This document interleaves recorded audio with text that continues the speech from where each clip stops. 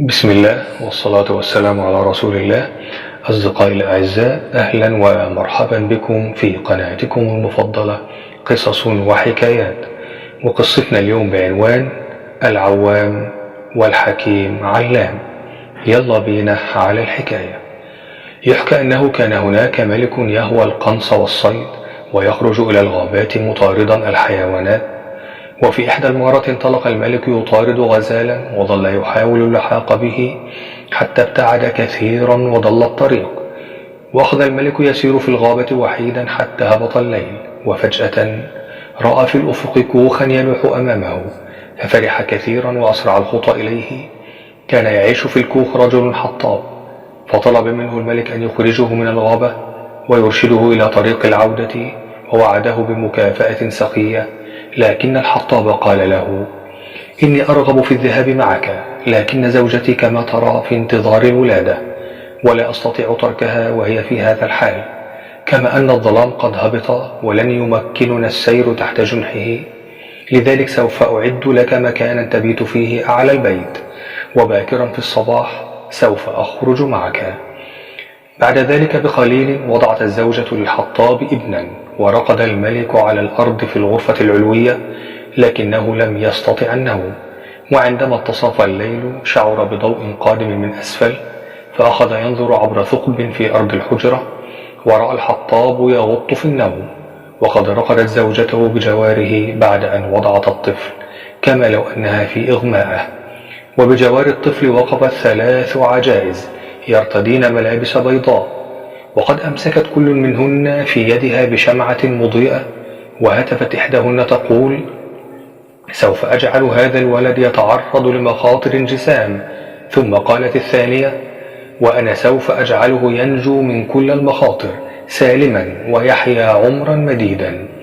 أما الثالثة فقالت: أما أنا سوف أجعله يتزوج من ابنة الملك الذي يرقد في الحجرة العلوية، والتي سوف تولد اليوم. بعد ذلك أطفئت الشموع وساد السكون مرة أخرى. مكث الملك بلا حراك، كما لو كان أحدهم قد طعنه بسيف في صدره، ولم ينم حتى الصباح. كان يفكر فيما سمعه وفيما عليه أن يفعل حتى لا تتحقق نبوءة العجوز. وعندما أشرقت الشمس بدأ الطفل في البكاء، فاستيقظ الحطاب ورأى أن زوجته قد غفلت إلى الأبد، ماتت. فأخذ يندب حظه قائلا: آه يا طفلي المسكين، ماذا أفعل معك الآن وقد أصبحت يتيما؟ قال الملك: أعطني هذا الطفل أربيه، وسوف أعتني به على أكمل وجه، وسوف أمنحك من المال ما يكفيك طوال حياتك، ولن تحتاج في يوم من الأيام لجمع الحطب من جديد. فرح الحطاب عند سماعه كلمات الملك، ووعده الملك بأن يرسل إليه من يأخذ الطفل. وعندما وصل الملك إلى قصره أخبروه بسعادة بالغة أنه قد رزق بطفلة في الليلة الماضية.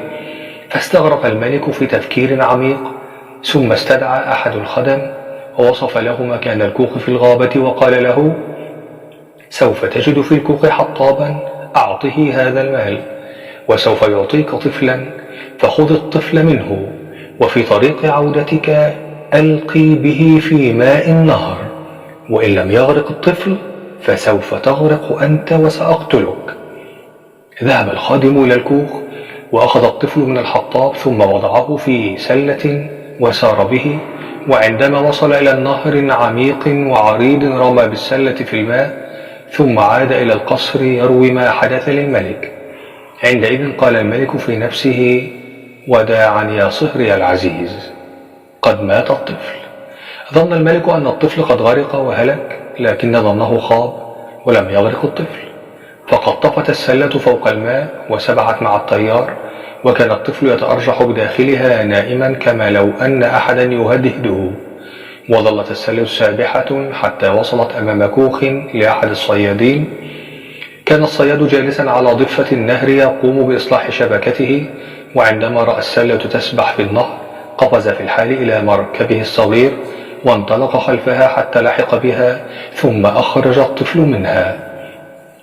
حمل الصياد الطفل وذهب به لزوجته قائلا: لقد كنت دائما تريدين ابنا، فها هو الطفل قد حمله الماء إلينا. فرحت زوجة الصياد بالطفل فرحا كبيرا، وقامت بتربيته ورعايته كما لو أنه ابنها، وكانوا ينادونه بالعوام لأنه وصل إليهم عائما. كان النهر يجري والأعوام تمضي عاما بعد عام، وأصبح الطفل شابا يافعا فائق الجمال، ولم يكن له مثيل في أي بلد من البلدان. وفي إحدى أيام الصيف الحارة مر الملك فوق حصانه بالمصادفة من هذا الطريق، وكان الجو شديد القيظ والحر، واشتد به الظمأ، فعرج على كوخ الصياد طلبا للماء. ولما أحضر له عوام الماء نظر إليه الملك منبهرا وقال: من يكون هذا الفتى الرائع الجميل؟ هل هو ابنك أيها الصياد؟ رد الصياد: نعم ولا يا مولاي، فمنذ 20 عاما بالتمام وجدت بالنهر سلة بها طفل رضيع، وقد قمنا بتربيته في بيتنا مثل ابننا تماما. شعر الملك بأن سحابة كثيفة تغشو عينيه، وامتقع لونه واصفر، فقد أدرك أن هذا الفتى هو من أمر بإغراقه منذ 20 عاما. لكنه سرعان ما تمالك نفسه وترجل ونزل من على حصانه قائلا: أنا في حاجة لرسول يذهب إلى قصري، ولا يوجد أحد معي الآن، فهل يستطيع هذا الشاب أن يحمل رسالتي إلى القصر؟ قال الصياد: أوامر سموك واجبة التنفيذ يا سيدي. جلس الملك وكتب رسالة لزوجته قال فيها: أصدري أوامرك فور قراءة هذه الرسالة بإعدام حاملها، فهذا الشاب هو عدو لدود ينبغي قتله، وعليك القيام بهذا الأمر قبل عودتي، وهذا قراري النهائي. ثم طوى الملك الرسالة وشمعها وضغط بخاتمه الملكي على الشمع، وانطلق عوام برسالة في طريقه إلى القصر. وكان عليه أن يقطع غابة كبيرة ويسير بين أحراشها، فاختلط عليه الأمر وضل الطريق. أخذ الفتى يسير بين الأحراش الكثيفة حتى بدأ الظلام يهبط على الغابة، ثم رأى سيدة عجوز قالت له: إلى أين أنت ذاهب يا عوام؟ رد الفتى قائلا: إني أحمل رسالة إلى القصر الملكي، لكني ضللت الطريق، ألا تستطيعين يا أماه أن تدليني عليه؟ قالت العجوز: لقد حل الظلام، ولن تصل اليوم إلى القصر في جميع الأحوال، فاقضي الليلة عندي بدلا من أن تقضيها لدى غريب من الغرباء، فإنني أمك الروحية. قبل عوام دعوة العجوز، ولم يكد يسير معها بضعة خطوات حتى وجد نفسه أمام بيت صغير رائع الجمال، كما لو كان قد نبت من الأرض فجأة.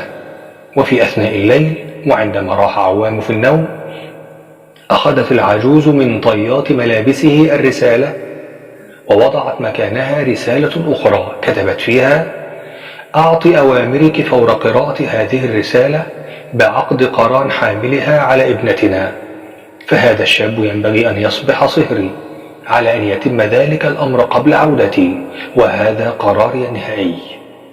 وفي الصباح الباكر خرج عوام من بيت العجوز وسار إلى القصر، وعندما قرأت الملكة الرسالة أمرت في الحال بالإعداد للزفاف، وكانت الملكة وابنتها منبهرتين إعجابا بالعريس الجميل، وكذلك كان عوام سعيدا بعروسه. وبعد مرور بضعة أيام عاد الملك إلى القصر، وعندما علم بما حدث غضب من زوجته غضبا شديدا وصرخ قائلا: ما هذا الذي فعلتيه أيتها الحمقاء؟ ردت زوجته: إنني لم أفعل سوى ما طلبته مني في رسالتك، ألم تطلب فيها أن يتم هذا الزواج قبل عودتك؟ ثم أعطت الزوجة الرسالة للملك، فأخذ يفحص بدقة كل ما فيها من الخط والورق والخاتم الملكي، وبدا كل شيء كما لو كانت الرسالة قد كتبها بنفسه، فأمر باستدعاء صهره وسأله: ماذا فعلت في طريقك إلى القصر؟ وحكى له عوام كيف أنه ضل الطريق، واضطر لقضاء ليلة عند أمه الروحية العجوز، ووصف المرأة للملك، فأدرك الملك من وصف عوام لها أنها العجوز نفسها التي تنبأت منذ 20 عاما لابن الحطاب بالزواج من ابنته. وطال التفكير بالملك ثم قال للفتى: حسنا، لن نستطيع أن نغير ما حدث أيها الفتى، لكن ينبغي أن تكون جديرا بالمصاهرة وأن تقوم بما أطلبه منك إن أردت الحصول على ابنتي. وعليك أن تحضر لي 3 شعرات ذهبية من رأس الحكيم علام مهرا لها. وهكذا ظن الملك أنه قد توصل إلى الطريقة المثلى للتخلص من هذا السحر، فودع عوام عروسه ومضى في طريقه المجهول وهو لا يعرف إلى أين السبيل وأيا من الطرق يسلك، لكن أمه الروحية كانت ملاكه الحارس. فسلك الطريق الصحيح في سيره، وأخذ الفتى يقطع الجبال والوديان ويعبر الأنهار والسهول حتى وصل أخيرا إلى البحر الأسود. وهنا رأى بحارا جالسا في مركب فألقى عليه بالتحية، ورد البحار تحيته ثم سأل عوام: إلى أين أنت ذاهب؟ أجاب عوام: أنا ذاهب للحكيم علام كي أحصل منه على 3 شعرات ذهبية. قال البحار: منذ زمن بعيد وأنا أنتظر قدوم رسول مثلك، فقد مرت 20 عاما وأنا أقوم بحمل الناس إلى الشاطئ الآخر دون أن يأتي أحد ليحررني من هذا العمل، فإن وعدتني أن تسأل الحكيم علام أن يخلصني من هذا العمل فسوف أنقلك إلى الشاطئ الآخر. وعد عوام البحار أن ينقل طلبه للحكيم، فعبر به البحار بالمركب إلى الشاطئ الآخر. ثم سار عوام حتى وصل إلى مدينة كبيرة يخيم الحزن عليها، وعند مدخل المدينة قابل رجلا عجوزا يسير بصعوبة متكئا على عصا، فألقى عوام بالتحية عليه، ورد العجوز التحية ثم سأل عوام: إلى أين أنت ذاهب؟ أجاب عوام: أنا ذاهب للحكيم علام كي أحصل منه على 3 شعرات ذهبية. قال العجوز: يا ولدي، منذ زمن بعيد ونحن ننتظر قدوم رسول مثلك، وعلي الآن أن أصحبك إلى ملكنا في الحال. قال الملك: يقولون إنك ذاهب للحكيم علام، فهل هذا صحيح؟ أومأ عوام برأسه إيجابا، فاستطرد الملك قائلا: لدينا هنا شجرة تفاح، وقد كانت في الماضي تطرح تفاحا يعيد الشباب، فإذا أكل المرء منه واحدة فقط يعود شابا من جديد، حتى لو كان على شفا حفرة من الموت. لكن الشجرة صارت جدباء وكفت عن طرح ثمارها منذ 20 عاما، فإن وعدتني أن تسأل الحكيم علام ليعيد الشجرة إلى سابق عهدها سوف أجزل لك العطاء وأكافئك مكافأة ملكية. وعد عوام الملك أن ينقل طلبه إلى الحكيم، وودعه الملك متمنيا له التوفيق. انطلق الفتى يسير في طريقه حتى وصل إلى مدينة أخرى وقد بدا الخراب عليها، وعند مدخل المدينة رأى شابا يحفر قبرا لوالده المتوفي والدموع تنهمر فوق وجهه. ألقى عوام التحية، فرد الشاب عليه تحيته ثم سأله عوام: إلى أين أنت ذاهب أيها الفتى؟ أجاب عوام: أنا ذاهب للحكيم علام كي أحصل منه على 3 شعرات ذهبية. قال الشاب: أنت ذاهب للحكيم علام؟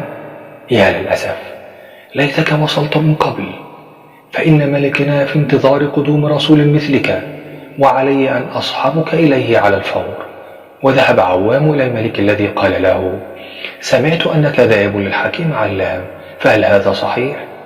أومأ عوام برأسه إيجابا، فهتف الملك قائلا: لدينا هنا بئر كنا نستخرج منه الماء الحي، فإذا شرب أحدهم منه عادت إليه صحته من جديد حتى لو كان يحتضر، وإذا نثرت منه على ميت عادت إليه الحياة في الحال، ولكن الماء في البئر قد جف منذ 20 عاما ولم يعد به قطرة واحدة، فإن وعدتني أن تسأل الحكيم علام أن يعيد البئر إلى سابق عهده فسوف أكافئك مكافأة ملكية.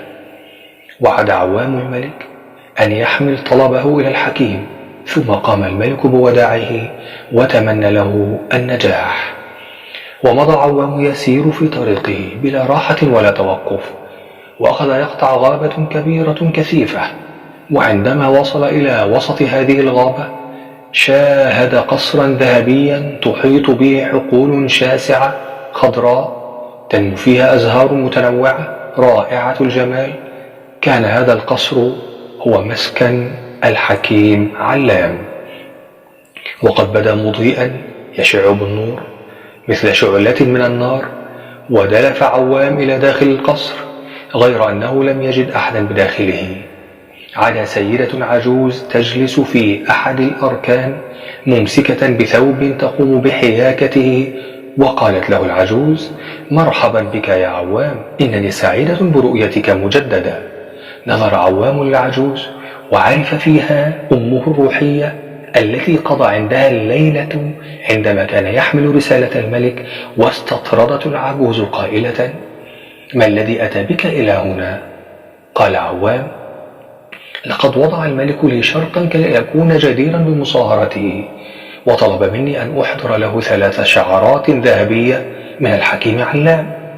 ابتسمت العجوز وقالت: إن الحكيم علام هو ابني، فهو الشمس الساطعة في السماء.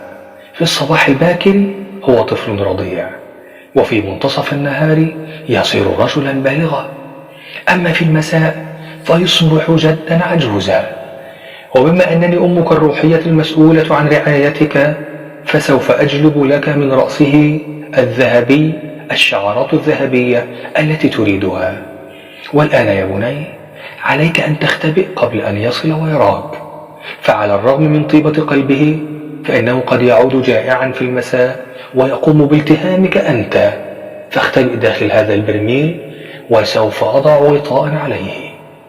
وقبل أن يختبئ عوام طلب منها أن تسأل الحكيم علام عن الأشياء ال3 التي وعد أصحابها بالسؤال عنها. فقالت له: سوف أسأله، ولكن عليك أن تنتبه جدا للإجابات التي يقولها.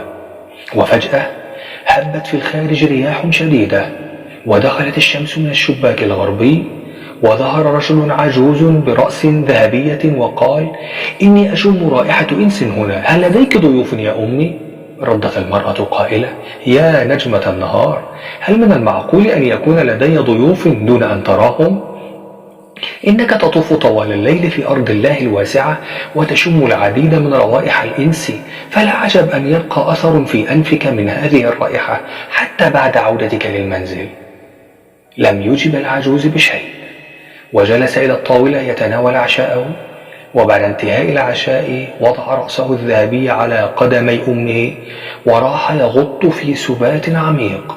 وعندما رأت الأم أنه قد راح في النوم نزعت من رأسه شعرة وألقت بها على الأرض، فأحدثت رنينا كصوت الوتر.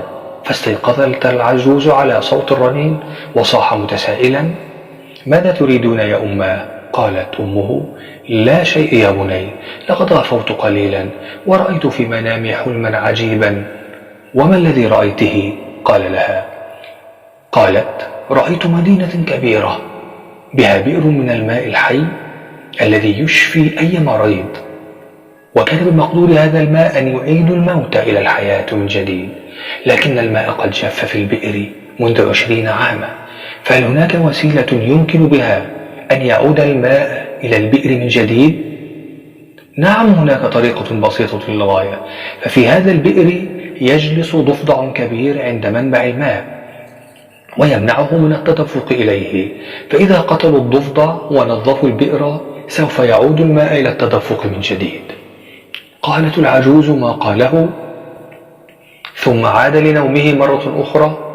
وبعدما غفل تماما عادت الأم ونزعت من رأسه الشعرة الثانية وألقت بها على الأرض، فصاح قائلا: ماذا تريدين يا أمات بعد؟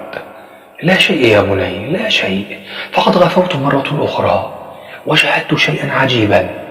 رأيت مدينة كبيرة بها شجرة تفاح تطرح لون تفاح الشباب، وكان هذا التفاح يعيد العجوز شابا، لكن الشجرة لم تعد تطرح أيها ثمار منذ 20 عاما، فهل هناك طريقة كي تثمر الشجرة من جديد؟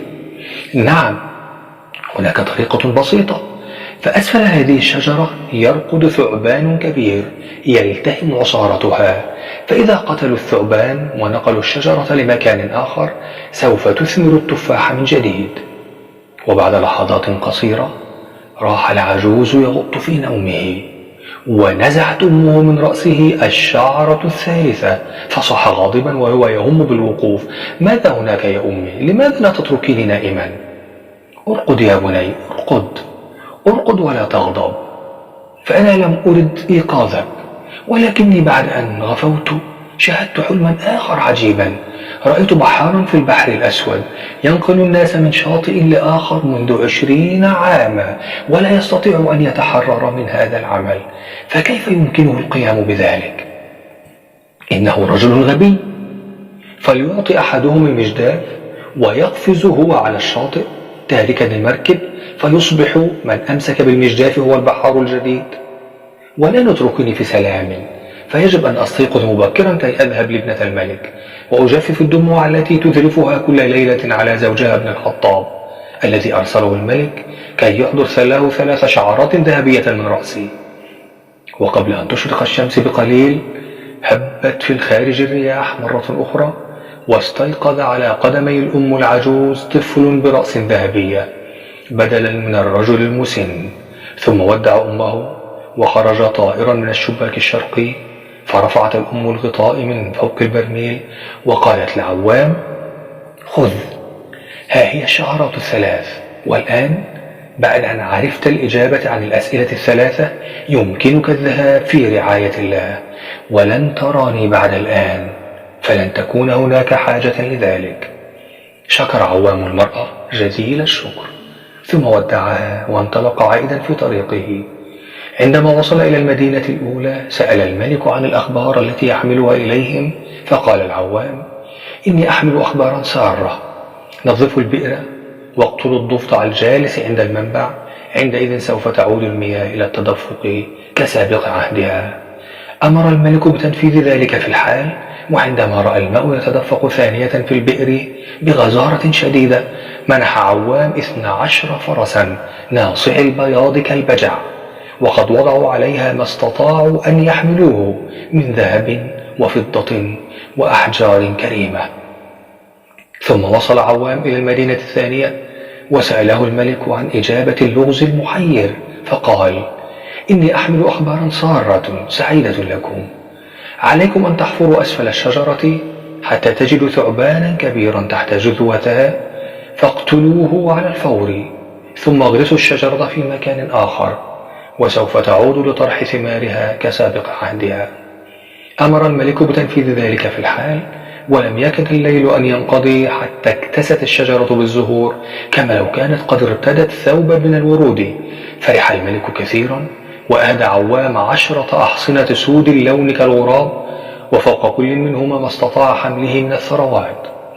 ثم سار عوام في طريقه حتى وصل إلى البحر الأسود، وسأله البحار عن الوسيلة التي تحرره من العمل، فقال عوام: لقد عرفت الوسيلة لتحريرك من العمل، لكني لن أخبرك بها حتى تنقلني إلى الشاطئ الآخر.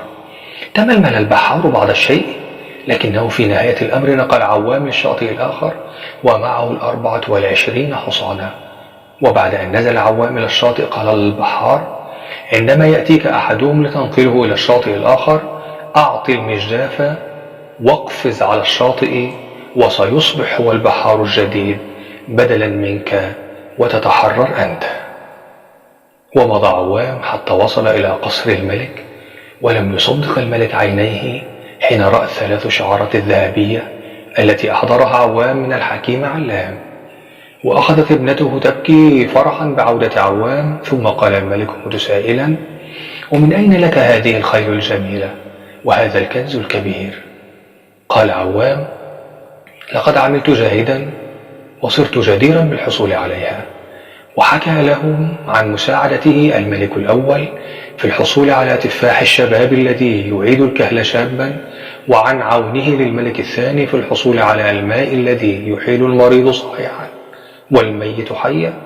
وأخذ الملك يردد بصوت خافت: تفاح الشباب، الماء الحي.